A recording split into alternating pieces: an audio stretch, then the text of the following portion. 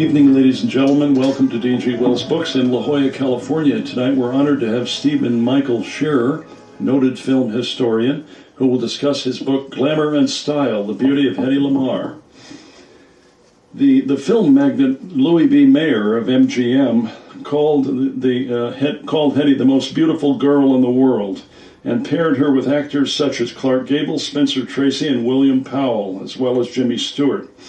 During Hollywood's golden age of the 1930s and 40s, she set standards of beauty and sophistication copied throughout the world. Glamour and Style is a photographic tribute to this extraordinary woman.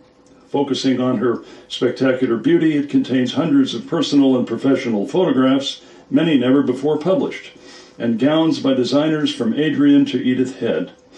But while audiences around the globe saw her as this luminous star of the 30s and 40s, few at that time knew that she was also a very intelligent woman and inventor. The actress is famously quoted as saying, "Any girl can be glamorous. All you have to do is stand still and look stupid." Of all the film stars, Hedy Lamarr has left us a double legacy, not only a canon of film work, but also one of the most important scientific inventions of the 20th century. She and avant-garde composer George Antheil patented a frequency-hopping spread-spectrum communications system designed to make radio-guided torpedoes more effective. In honor of Lamarr, International Inventors' Day occurs on her birthday on the 9th of November. Thus, Glamour and Style is not only a beauty about glamour and style, but also about brains. Let me say something about Stephen Michael Shearer. He's an actor, a former model, and the author of 3 highly regarded film biographies: Patricia Neal, An Unquiet Life; Beautiful, The Life of Hedy Lamarr; and Gloria Swanson, The Ultimate Star. His book on Patricia Neal is currently in post-film production and stars Hugh Bonneville as Roald Dahl. His second book on Hedy Lamarr has recently been used for the basis for the PBS American Masters feature documentary Bombshell, The Hedy Lamarr Story, produced by Susan Sarandon, in which he appears. Ladies and gentlemen, noted film historian Stephen Michael Shearer. Thank you guys so much. I know I've rattled like a magpie since I got here, and I don't think I've given it all away yet. But I, again, want to tell you that this new book on Hedy Lamarr is not as comprehensive as Beautiful. Beautiful is the true biography of Hedy Lamarr. And so this book is indeed an homage to her beauty. But I do want to give you an anecdote. When I appeared here the last time, this is my 4th trip here. And I've been here for all of my books, as a matter of fact. And Dennis has been so generous in allowing me to talk and talk and talk and talk. And at any rate, when I was here last time, I did make this comment, and it's probably redundant to so many of you, but when John F. Kennedy Jr. Stepped out on the sidewalk of Fifth Avenue the day his mother passed away, he told the awaiting press, "My mother passed away the way she wanted to do it, surrounded by her family, her friends, and her books." And what I told, and Dennis promised me it would happen, what I told Dennis, I said, when my time comes, I want to be laid out right there because I'm surrounded. This is heaven to me, these books. And I do find books very, very important. I think my whole background in writing film biography and film history is because motion pictures are truly America's one true art form. And, that's negotiable. Some people say jazz, but truly America, Hollywood, created film into an art. And motion pictures in turn also created our society. as this country developed and grew, our grandparents, through silent films, were able to see countries that they had never seen before, to see how other peoples lived.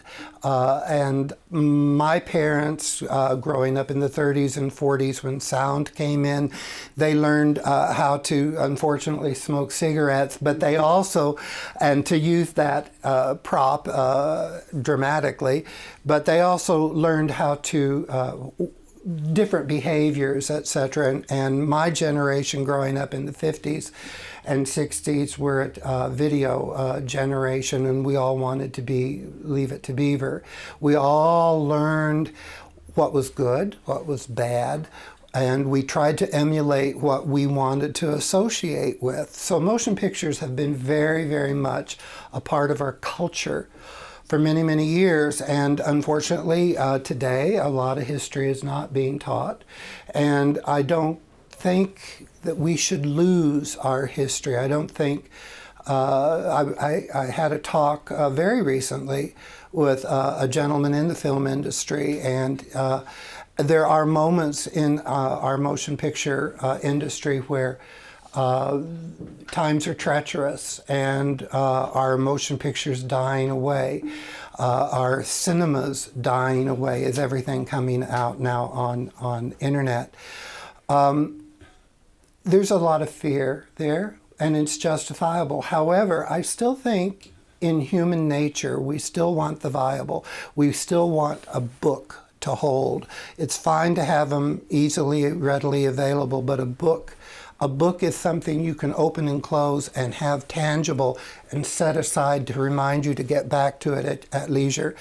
Motion pictures, when I spoke to this gentleman, I told him, I said, I think people will always want to see motion pictures on the big screen, because that is a reality that is different. When I wrote my Patricia Neal book, I studied each one of her films when I wrote the book, on video, but also on DVD. And I was with Patricia at a film festival, and we sat in the audience, and they were going to show a pristine print of HUD, widescreen, black and white cinematography by James Wong Howe. Martin Ritt directed, Paul Newman. I had seen that movie 1,000 times. I got to tell you, it's not one of my favorite films because of the theme of the movie. There are some things that I find difficult to watch. But Pat and I sat down to watch that movie, and it was on the big screen. And it was a whole different film. I couldn't appreciate the acting of Melvin Douglas more when I saw that, and he won an Oscar for that film, as did Patricia. And when that movie was over with, Patricia had tears in her eyes, and she said, I never saw the film like that since it came out. And she said, it was astounding. So I think people want to see motion pictures again, and that's why I do what I do. With Hedy Lamarr, when this project came up, I was very fortunate to have an agent who really wanted to do the project. Hedy Lamarr is possibly one of the most beautiful women ever in film. Unfortunately, my generation and a generation or two after, when the name Hedy Lamarr came to our ears, someone was inevitably going to say, oh no, you mean Hedley, because of Mel Brooks's Blazing Saddles, and Harvey Korman, of course, was Hedy Lamarr. And the running joke throughout the film was they'd say, oh, Hedy, and he'd say, it's Hedley. And that was funny. And I did talk to the director, and I did ask him, what about the litigation? And they did settle, a small settlement because of that, because Hedy was still alive, and that hurt her a great deal. She went to Brooks, and she said, Mel Brooks, and she said, can we settle this amicably? And he was very much a gentleman. He said, I never meant to harm her. But in some ways, plus a couple of other incidences, in some ways that made her a joke. And she was very much alive, very intelligent woman. So for several generations, it was a joke. She was a joke, but when my book came out, interestingly enough, I have talked to several educators, and now Hedy Lamarr is, when you ask a young person, do you know who Hedy Lamarr is? They'll say, well, she invented something, didn't she? Mm. That's why when we were talking earlier about Bombshell, that particular film places Hedy brilliantly where she belongs in the icons of Hollywood. So to tell you briefly about Hedy Lamarr, she was born of Jewish parents in Vienna, Austria in 1914, November 9. And she, at a very early, only child, spoiled rotten, and because her parents were quite affluent.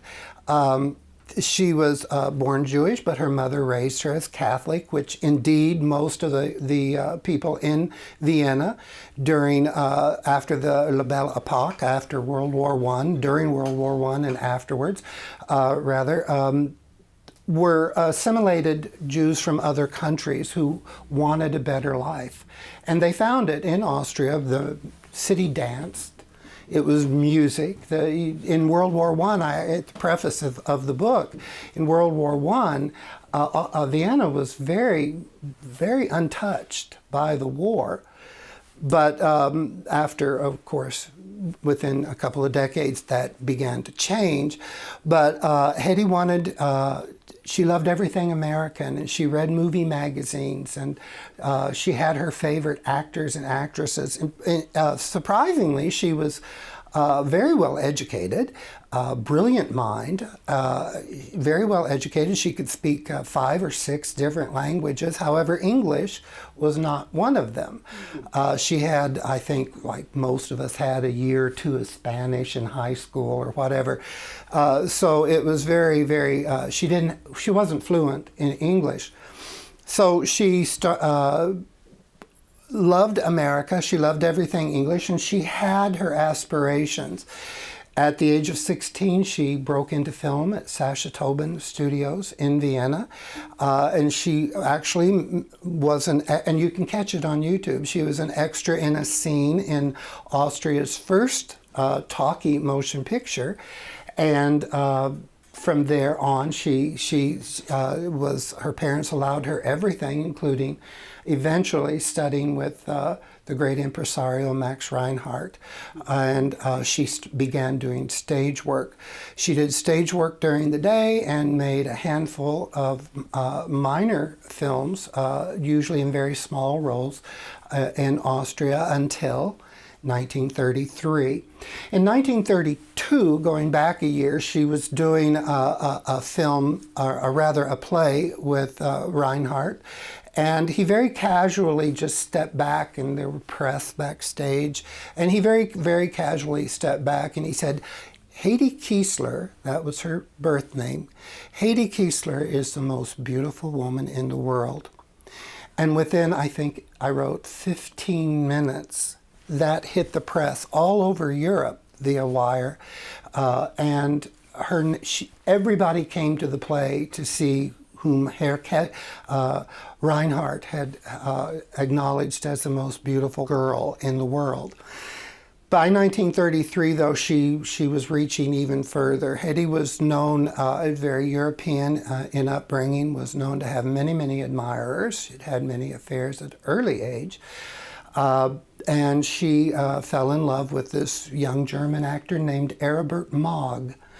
Aribert Mogg had made a name for himself in a couple of UFA films, a couple of German films, and he was up and coming, a young Robert Redford, if you will, in Germany at that time. He was terribly attractive, blonde, and Aryan looking, and I might add, after 1933, he was a bona fide, certified, and salute-bearing Nazi. And at any rate, Hedy and he in 1933 were in love, and he invited her to come to Prague, where he had signed a contract with Gustav Makati to do a film called Extase or Ecstasy. And that's where Hedy Lamarr made her international notoriety, if you will. The film itself was an art film. It shows at 8 o'clock on prime time on Turner Classic Movies in its most restored form. And it does include two very important scenes. One where she runs nude, very briefly, into a lake, very natural scene, to swim, and she swims au naturel. And the other scene was when she has an affair with her then lover, Herbert Mogg, who played the leading man, a scene where they simulate passion. And there was nothing X-rated about it. It's just she broke her pearls when she found ecstasy, and the pearls falling on the floor told it all. And like I said, it shows on TV today. However, when they tried to release the movie in 1935 in the United States, Prurient America, in 1935, it was considered a stag film. And they eventually got it released, edited. I don't know how much edited. They edited several minutes out of it, but for some reason they were bound and determined to leave that 1 or 2 minute segment of her running through the woods into the water, because that was the important part. And people went to tent shows and side shows to watch this pornographic movie, which it wasn't. And they have been able to restore the movie, as we see on Turner Classic Movies, and Kino Lorber also has released the movie. And it's a beautiful film, very little dialogue. The music is the important thing, and if you watch the film, Hedy does a remarkable job. It didn't cause a ripple in Europe when it was reviewed in England, when it was reviewed on the continent. There was actually no mention of the nude scene. Certainly no mention, not a scandalous mention of the moment of ecstasy. It actually won some awards, as a matter of fact. However, in the United States, it was a different thing in those days. A few years later, Hedy's parents were not too pleased with her running naked through the film, and it was in the script that this is what the actress was required to do. And she gave up her film career and went back on the stage, and she replaced a very important German actress in a stage production of Sisi, about the life of Elizabeth of Austria, a very tragic life of the beautiful empress who died young. She was murdered, actually, and died young, and of course became legend. And during the run of that film, she met her first husband, Friedrich or Fritz Mandl, who was the third richest man in Austria, and he inherited a munitions factory. They married in October of 1933. Earlier in that year, Adolf Hitler and the rise of the Nazi Party came into effect in neighboring Germany. And so Austria was very concerned, and if you do read in the first chapter of Mein Kampf, Adolf Hitler clearly states what he wants to do with Austria, Vienna in particular, and the Jewish population at that time. So they were afraid, and the build-up, as many countries were in Europe. But Hedy lived a life of luxury. She was married an older man, very virile, very attractive, handsome older man. He tried to buy up every copy of Ecstasy he could find, which only made the producers make more copies of it. And at any rate, he kind of squelched her career. They were married for several years, and she did feel like she was a trophy bride. However, she was an intelligent woman, as I said, and she sat at the dinner table after parties with Mussolini on one side. They never met Hitler. Hitler would never have been introduced to Fritz Mandl and Madame Mandl. But these parties were often gathered many of Fritz Mandl's colleagues from the munitions factories, and they did talk about the buildup of armaments in Germany. Fritz Mandl wanted to and assumed himself as an honorary Aryan, which meant that they could ignore his Jewish background as long as he supplied armaments to both the fascist governments of Italy, Mussolini, and Adolf Hitler. By 1937, though, it did become extreme, and Fritz, in my estimation, and as I believe is true, helped Hedy escape from Austria, and she, as legend has it, she met Louis B. Mayer at MGM, crossing the Atlantic on the luxurious Normandy. Also on board were Douglas Fairbanks Jr., David Niven, Danielle Derieux, and Sonia Haney in her tutu. They were all on board this ship, and they were stunned by her beauty every night when she would walk into the grand dining salon. She only had two couturier gowns that she brought with her, and they are shown in the book when she was in Austria at two different events, and also photographed in Hollywood in a few years by some of the most famous photographers in Hollywood, and those gowns are in there. And Louis B. Mayer upped her salary, and the rest, as they say, is history. I know I need to focus on the new book. If you want to know more about Hedy Lamarr, you can watch the documentaries or the YouTube episodes, like I said, here at DG Wills a few years back, and I talk like a magpie. But this book, we were very fortunate. We had a wonderful publisher who saw what we wanted to present, and so we worked very closely, hand in hand, with gathering the pictures together. And I've known a lot about Hollywood fashion for many, many years. My book on Gloria Swanson, she was a fashion icon. Indeed, she was called the first actress to be called a clothes horse, because her fashions are what film buffs and audiences went to go see in many DeMille movies and non-DeMille movies. So I did a lot of education on film fashion, and Gloria, as in later life, also had her own fashion life. So I worked with a dear friend who is a Broadway fashion designer, actually did Glenn Close's fashions for Sunset Boulevard, the musical Andrew Lloyd Webber movie or play, and she helped me a great deal when I had questions about fashions. Again, this is not a forensic book. I don't talk about the weave of the fashion. I don't talk about the bias cut and this, that, and the other, but I talk about what each image in the book is showing us. Hedy was very fortunate when she did come to Hollywood. The first designer she had for her Hollywood debut, which was Algiers, was a fashion designer by the name of Irene, who was freelancing at that time. And Hedy set fashion trends with Algiers. Was an amazing motion picture at the time, because Hollywood was ready for a new glamour image. We had just lost Jean Harlow, who exemplified the 1930s, frivels and blonde hair and pencil-lined eyebrows. And she had just died in 1937. Hedy Lamarr comes along, and here's an exotic. And Louis B. Mayer, what do I do with an exotic?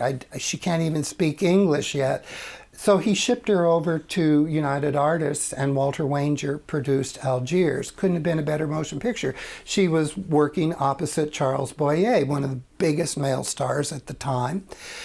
She read her lines by rote, and Irene fashioned costumes and gowns and dresses around her. Her character, who was a wealthy tourist in Algiers at the time, and lots of flashing jewelry and heavy diamonds and bracelets, and of course that beautiful mane of black hair. In that movie, Irene also created a brief scene where she puts on a turban. The impact of Algiers, and I showed there are several actresses in that era who tried to emulate Hedy Lamarr, including Joan Crawford and Lucille Ball, parted their hair in the middle, darkened their hair. The most successful, if you will, of those many, many actresses, including Vivian Leigh, the most successful of them was Joan Bennett, who happened to be the wife of Walter Wanger. And by the end of 1938, he had turned her hair black, and she had a new career ahead of her. But Joan Bennett, as attractive as she was not Hedy Lamarr. I didn't mean to be sarcastic when I wrote about her, but she always gave the image of to me, Joan Bennett, as good an actress as she was, she always looked like she was smelling something that was odoriferous. And she just had and Hedy didn't have that. Hedy was very classically beautiful. And the interesting thing about Hedy, she came back to MGM then after Algiers, and she was queen of the lot. Everybody was Hedy Lamarr crazy. And Adrian was assigned. He was the chief of fashion at MGM. He was assigned to do her fashions. Now, some things were going on in Hedy's personal life at that time, and it was very, very difficult for Adrian to keep his fashions true to his original concept and designs. Pictures were made of Hedy prior to beginning of production of her first film, which was originally called New York Cinderella. It became another motion picture. They had to keep changing her costumes, changing the design of the costumes. And so the movie started production in 1938, and they had to come to a stop because the script was bad. At that time, Joseph von Sternberg was directing it. He got some beautiful images of Hedy, and if you watch the motion picture, you could catch a couple of very glamorous photographs of Hedy in that. And her hair is a particular length, and her makeup is of a particular era. And the movie came to a stop, and they restarted it again in 1939. Spencer Tracy was her co-star. I Take This Woman is the name of the movie. And so in 1939, they began it again with a different supporting cast and a different look for Hedy Lamarr. Pictures were taken. Frank Borzage was directing it at that time, and they got a lot of film done, but there were a lot of problems with the costumes and Hedy's costumes. And finally, they overshot. They went too long. Spencer Tracy had a couple of films he had to do for Fox, and they shut down the film again in 1939. And then at the very last month, they put Woody Van Dyke, who's One Take Woody, they called him. They put him in charge of the film, and they finished it within a couple of weeks. And by then, Hedy had already made a movie with Robert Taylor, Lady of the Tropics, and Adrian again was the designer of the fashions, and they're very full, and it was very unusual that they wouldn't show the #1 Hollywood glamour queen in images of her figure. But there were problems, there just were issues that were going on, and they finally went back to make I Take This Woman, and by then Hollywood was calling it I Retake This Woman. And they finished the movie up at the end of 1939, and it laid a big egg in 1940. But Hedy knew her career was in trouble. She went and petitioned for a supporting role in Boomtown, which was highly successful, and it created a different image for her. Again, Adrian was her designer. Adrian did a lot of her gowns for Ziegfeld Girl and several other movies with James Stewart, etc. But Adrian had a falling out with MGM because of Greta Garbo. Greta Garbo talked negatively about his designs for her last film, which was unsuccessful as well, and Two-Faced Woman in 1942. And Adrian left. He was through with Hollywood. He did design costumes for a couple of other projects, but he opened his own fashion house. And they assigned the new head of fashion, Robert Kalash. Now, most people have not heard of Robert Kalash, but he was very, very busy heading most of the fashions in 1942, 43, into 1944. But his drawback was he wasn't good at costume pictures, and Louis B. Mayer was kind of into that. And he only designed 4 pictures for Hedy Lamarr, and surprisingly, none of them were contemporary. However, the look that she did have in one movie called Crossroads, which actually took place in the 20s in France, those garments that he designed for her are so contemporary and so absolutely, they're not Adrian at all. There's not the glitz and glamour and fantasy that Adrian gave us, but wonderful, wonderful costumes that could be worn today. One of the films that she did was Tortilla Flat, and she was dressed as a Hispanic peasant, so that wasn't a stretch of glamour there.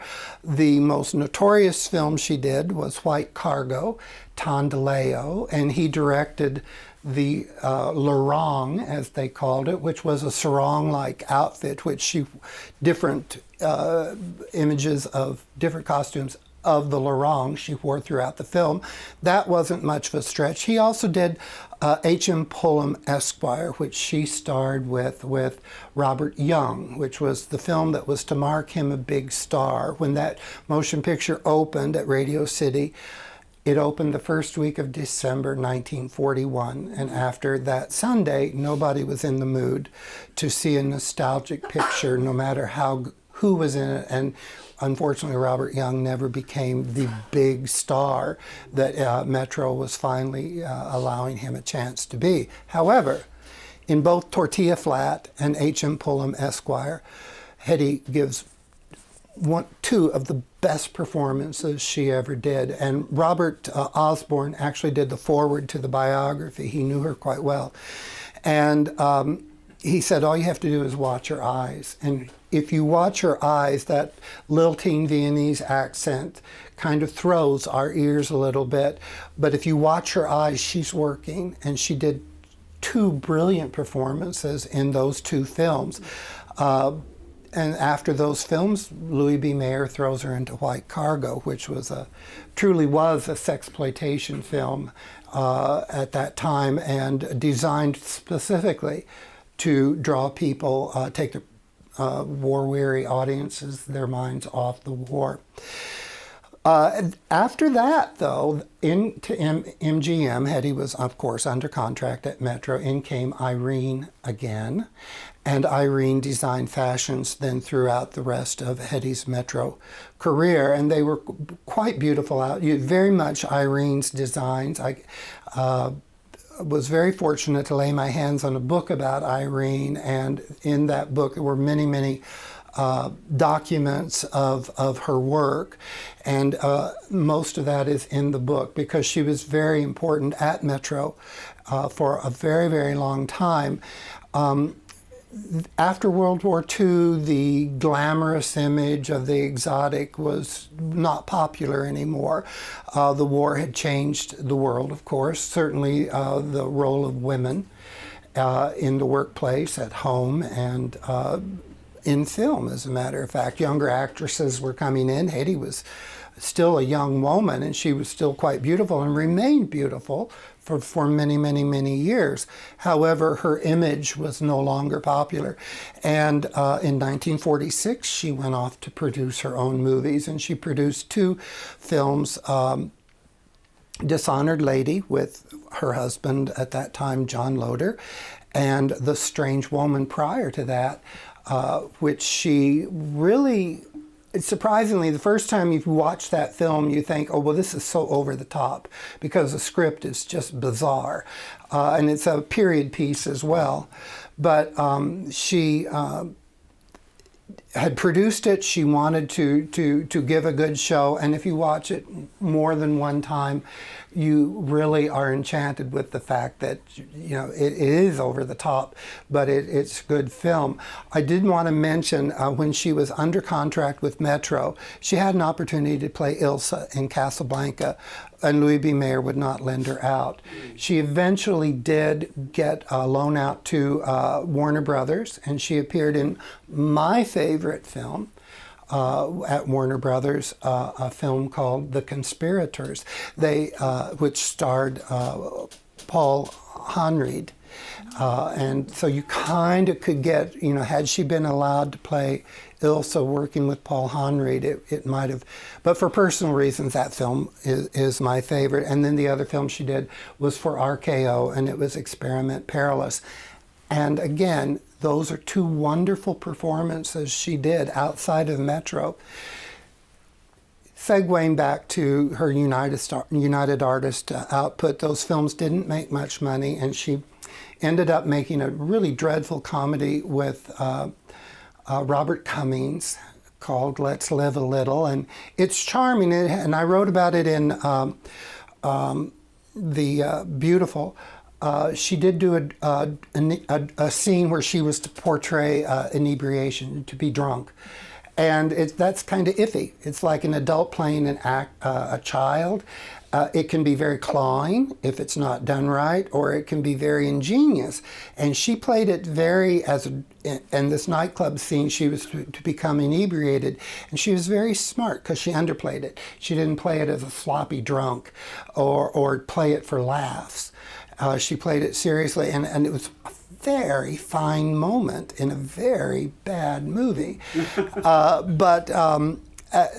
She heard her agent talking one day, and he said something about, well, I have a meeting with CB, and blah, blah, blah, blah. He's, casting for Samson and Delilah.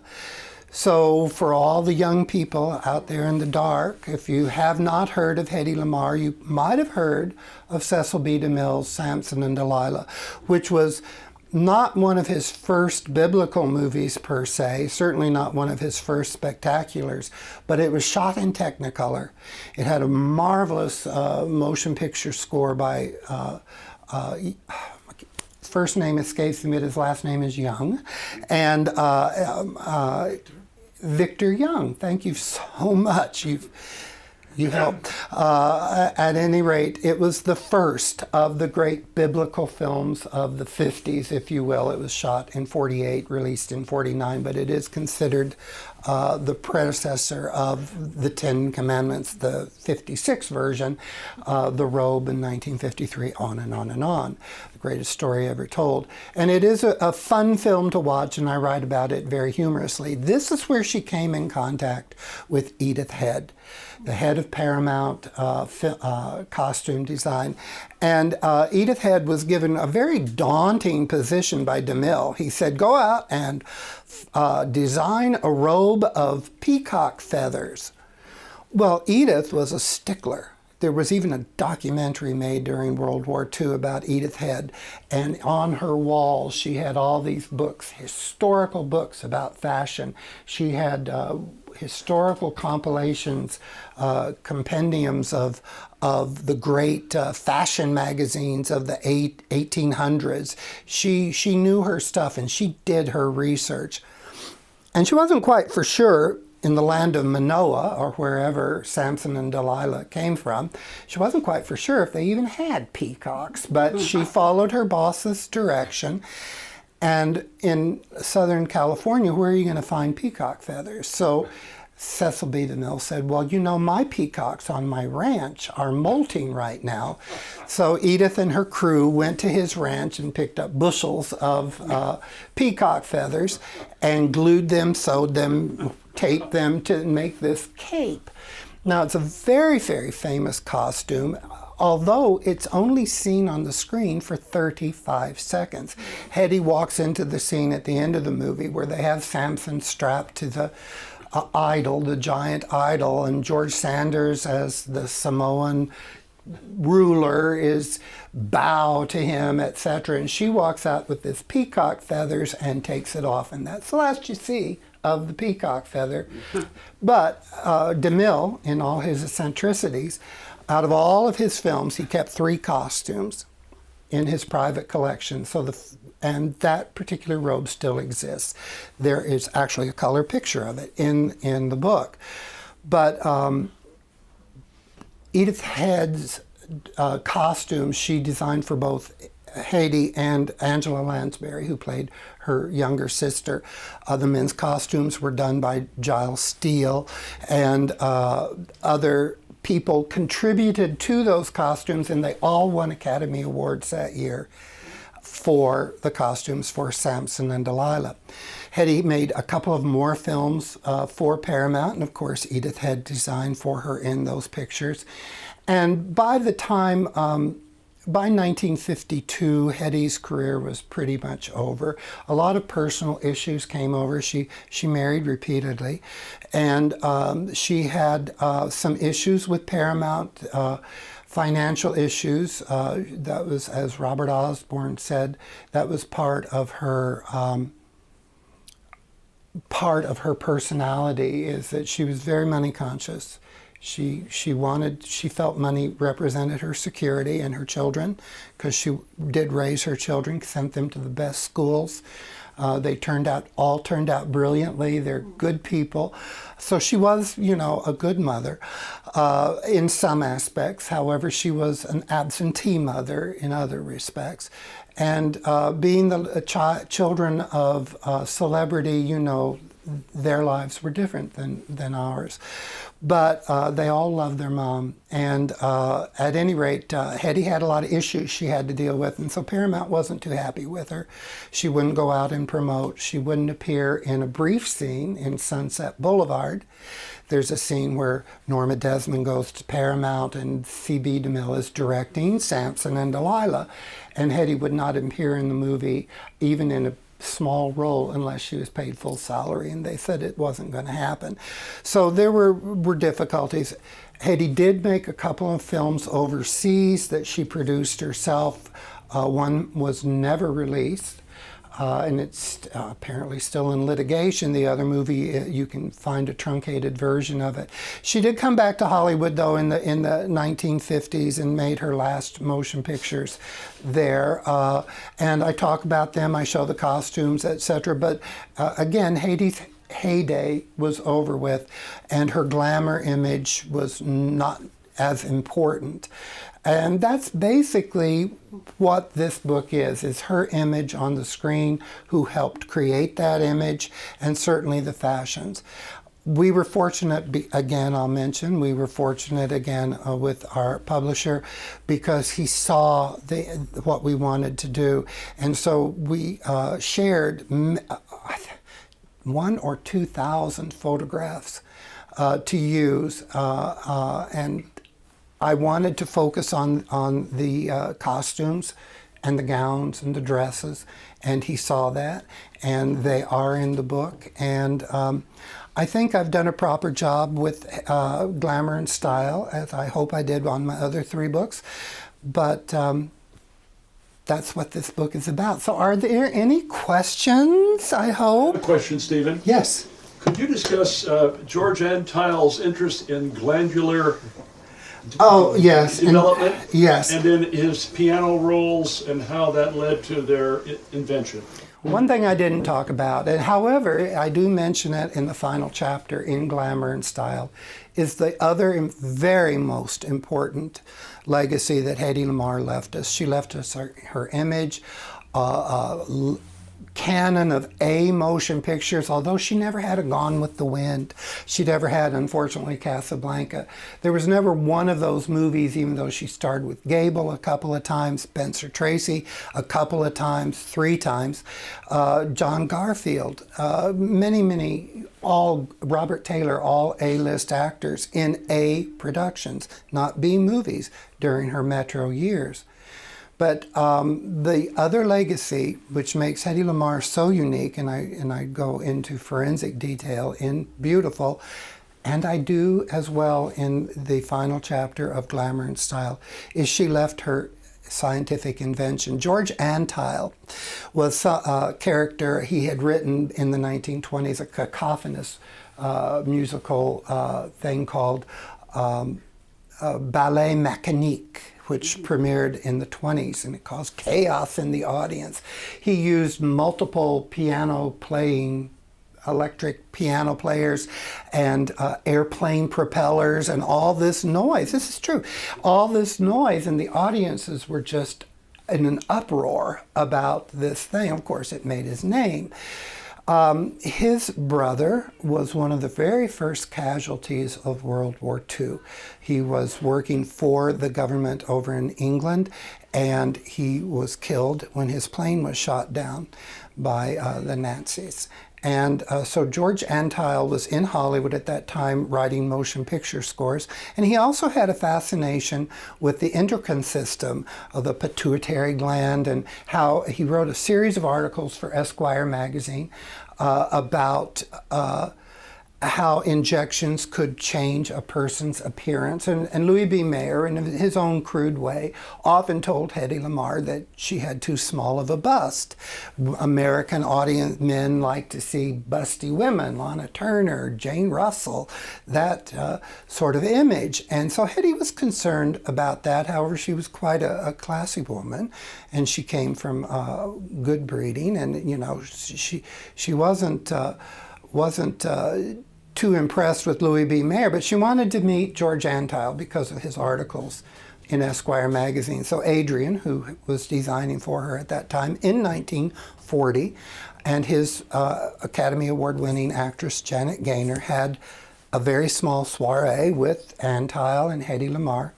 And they met, and at the dinner table, they sat down and started talking about Hedy's bust. And Hedy just very casually said, "Okay, now talk." And he, as he wrote in his own book, Bad Boy of Music, he said, I just, you know, I said, well, I don't see anything wrong here, but you know, you're a beautiful woman, and you're just as well developed as any of the others. But they discussed this. I mean, I can imagine being a fly on the wall and listening to this discussion. But somehow down the line, somewhere down the line that evening, they did start talking about the war, the pending war, the coming war, the actual war in Europe, and the America's inevitable entry into the conflict. And they met then in private. Hedy was not married at the time. And they met in private to discuss their ideas about what they could give to the government, the war effort, and their impressions of what they could do for the government.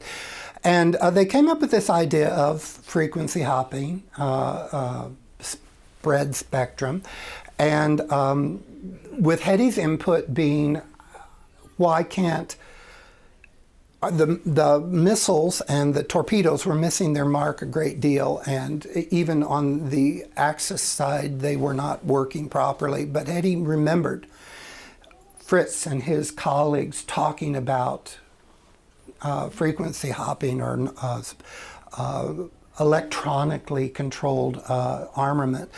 So Hedy's input to this was there should be a way that someone on land or ship could communicate with this missile or torpedo, and they have a answer coming back, that they could guide the torpedo or the missile to its mark.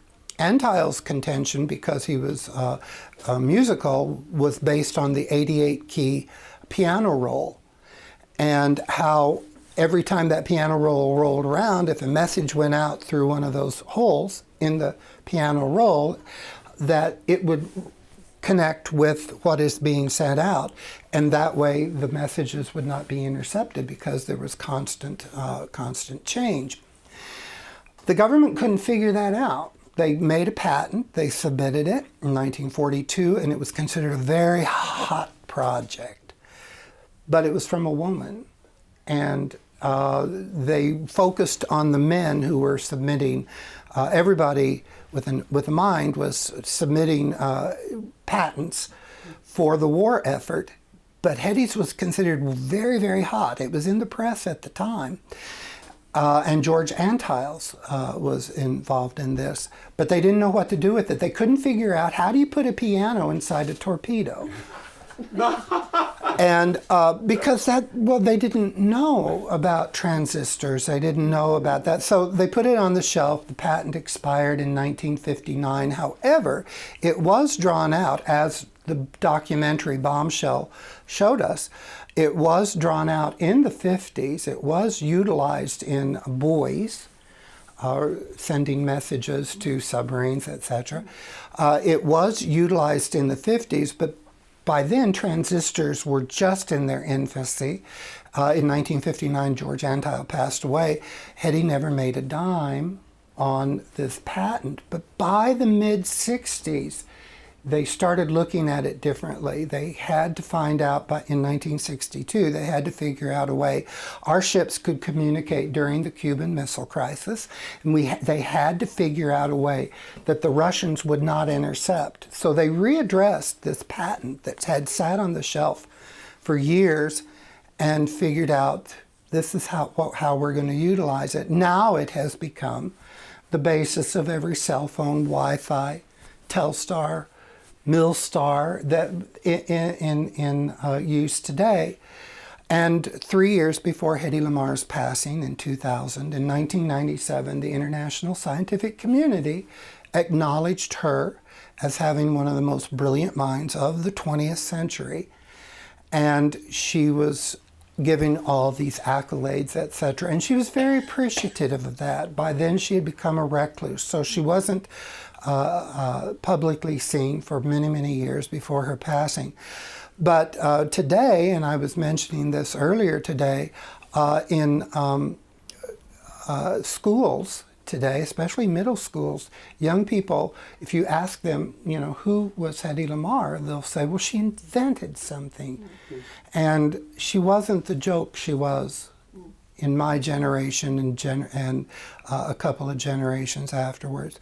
So her double legacy of canon of film work plus the scientific invention, and I dedicate a whole chapter to that scientific invention, is in that book as well.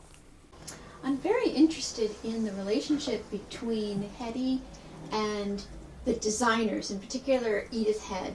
And so she's, so well known. And one of the things I'm interested in, because I don't know the history, was was Edith always the most sought after costume designer? Good question, because Edith Head was certainly given the most awards, and right. She won the most accolades. Edith Head was the head of fashion design at Paramount. She followed Travis Banton at Paramount, and she was there for many, many decades. She won more Oscars than any other fashion designer. She was not a very humble woman, mm-hmm. and she felt she deserved every single one of them, but not all those designs were Edith Head's. Mm-hmm. A lot of those designs were from her crowd of people that worked with her. Mm-hmm. Her relationship with Hedy Lamarr, and I go into detail in Beautiful, and I certainly talk about it in this book too. Edith didn't like Hedy Lamarr because she found Hedy Lamarr to be what she called lazy. Hedy would come in, I'm so tired. And Hedy was pampered. Pampered since the day she was born. Certainly with MGM, she was, like many of the stars at MGM, they were catered to quite a lot. But she wouldn't stand up. Literally, she wouldn't stand up for fittings. She was tired all the time. Well, she did have 2 children at home. I understand that. She didn't have a husband helping her, but she was also very, very busy with her relationships and with her private life. She's a very active mind, Hedy had. But Edith Head did not enjoy designing for her because DeMille had told her, certainly for Samson and Delilah, DeMille had told her, make her sexy. Mm-hmm. You couldn't show the navel in those days. Mm-hmm. And Edith Head's concept of Minoan fashion was usually 2-piece outfits. And so a jewel was stuck in her belly button. And Hedy, like I said, didn't have a very voluptuous figure. But so Edith had to struggle. She had to win her Oscar. She really worked hard on the costumes. With Angela Lansbury, who had a much better figure, Angela Lansbury was a breeze to work with. And if you watch the film, Angela's fashions, I think, are actually more attractive. Well, she was a beautiful woman, and as was Hedy, but Edith had to struggle to make Hedy what the director wanted. No, people clamored for her, but they also had to be under contract with Paramount before she would design for them. She didn't have a fashion house per se for the other actresses. So a lot of actresses, but you're dead right, a lot of actresses wanted to be put under contract because they wanted Edith Head to design for them.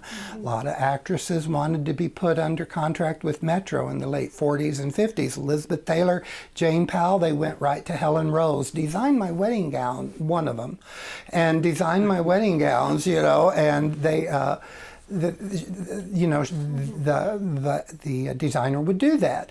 And Edith Head, I think, did the same thing for Paramount contractees as well. Edith, I did read in somewhere, I might have put it in the book, that Edith did do some fashions for Hedy. I know that Adrian designed a lot of Hedy's own personal wardrobe, but oftentimes they didn't have that close of a connection. If they were under contract and making a lot of money, I think Edith Head and Helen Rose and Irene at Metro, I think they went the extra mile to design personal wardrobe for them. But in answer to your question, Edith did not care for Hedy Lamarr. I never read Hedy Lamarr's comments about Edith Head, but she didn't suffer fools well, so I'm sure that they butted heads. Excuse me. About the relationship to Snow White? Yes. I didn't write a great deal about it, but indeed, well, because there are various stories about that. About Snow White, Hedy Lamarr came to Hollywood in late 1937, and Walt Disney's Snow White was already out. A lot of people think she was the image that he used for Snow White. I'm not for sure if that's true because the film came out before Hedy got here.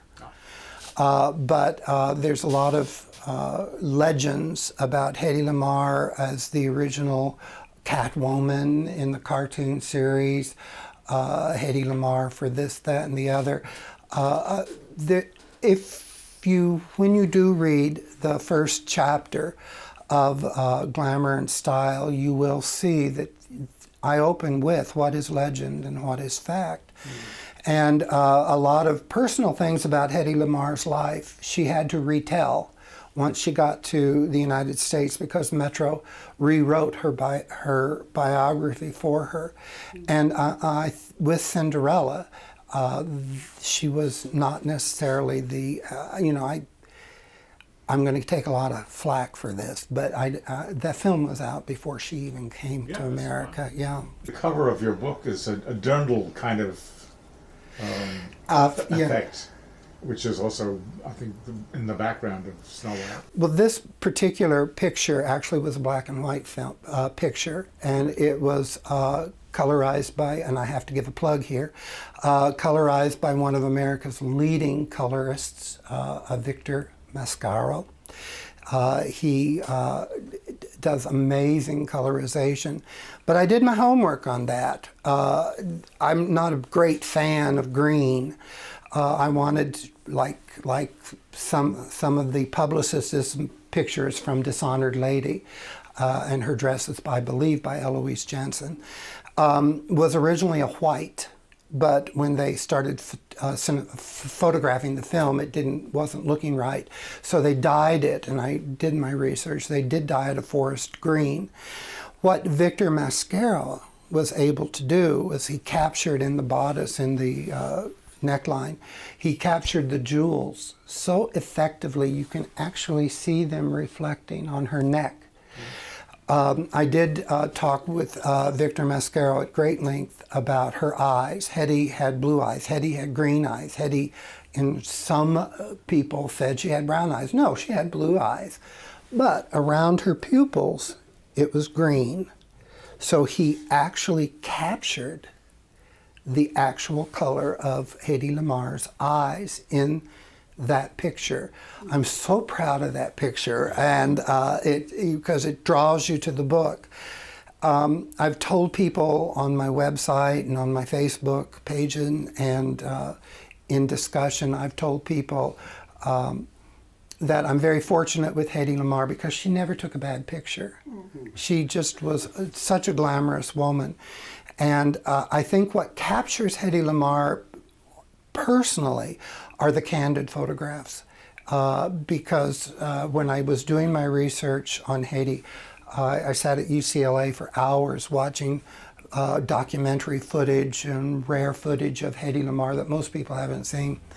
And certainly during the war, she went out on the first war bond drive and sold more war bonds in one day than any star.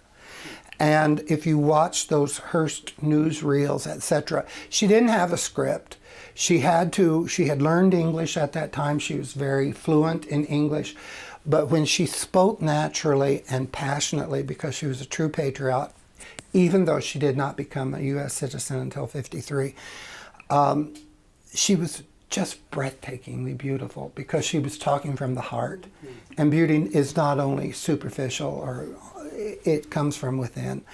And those are images I wish more people could see. And so there were a couple of candid pictures in there off the set.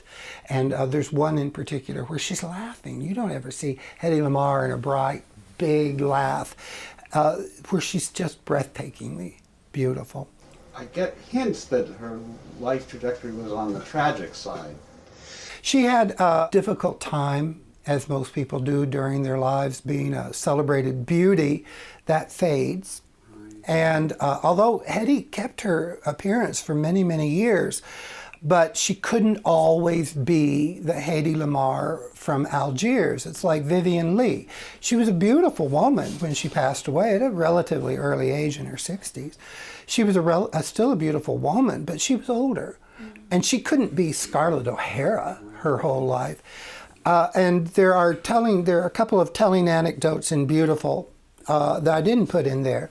One of which when Frank Sinatra did not recognize her in the 1960s. And she was a beautiful woman, but she didn't look at all like she did in Algiers.